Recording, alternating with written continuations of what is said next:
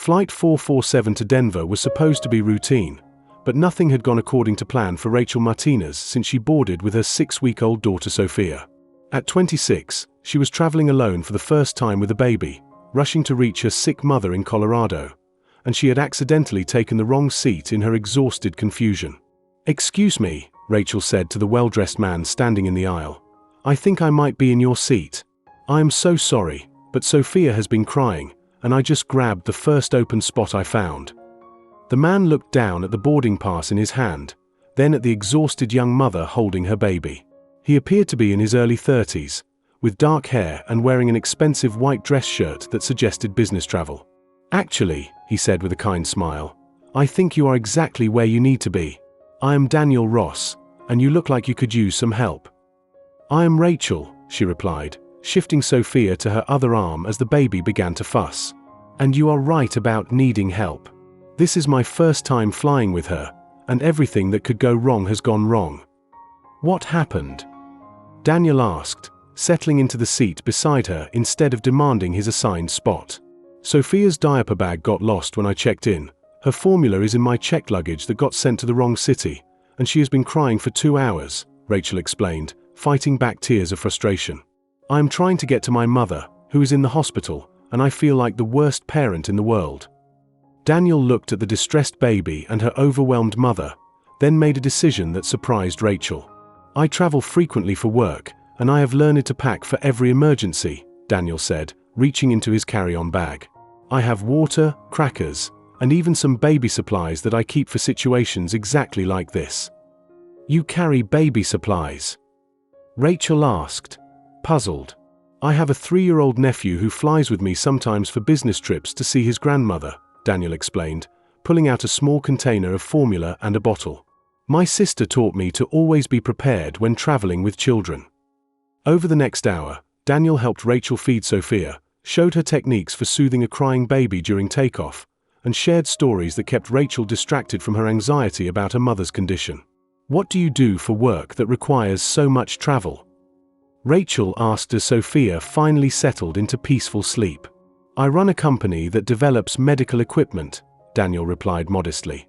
"We work with hospitals across the country to improve patient care technology." "That sounds important," Rachel said. "My mother is a nurse, so I know how much good medical equipment matters in hospitals." As the flight continued, Daniel proved to be not just helpful with Sophia but genuinely interested in Rachel's story. He listened as she explained her work as a pediatric physical therapist, her recent divorce, and her fear about raising Sophia alone while caring for her aging mother. "You are stronger than you realize," Daniel said quietly as Rachel shared her concerns.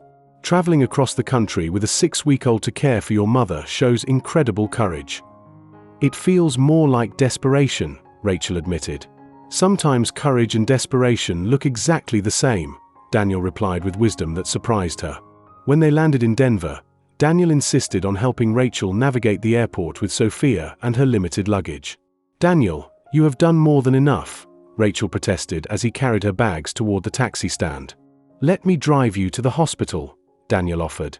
"I have a rental car, and you should not have to worry about transportation with everything else you are dealing with."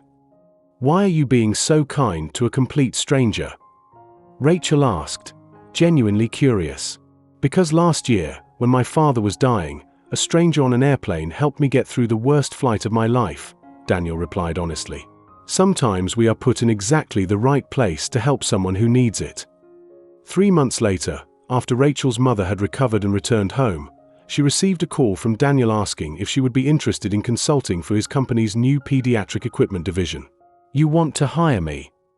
Rachel asked, surprised. "I want to work with someone who understands both the medical needs of children and the practical challenges facing families in crisis," Daniel explained.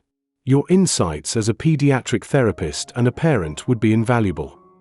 And this has nothing to do with the fact that we met on an airplane?" Rachel asked with a slight smile. "It has everything to do with the fact that I watched you handle an impossible situation with grace and determination," Daniel replied. "Though I will admit, I have been hoping for an excuse to see you and Sophia again."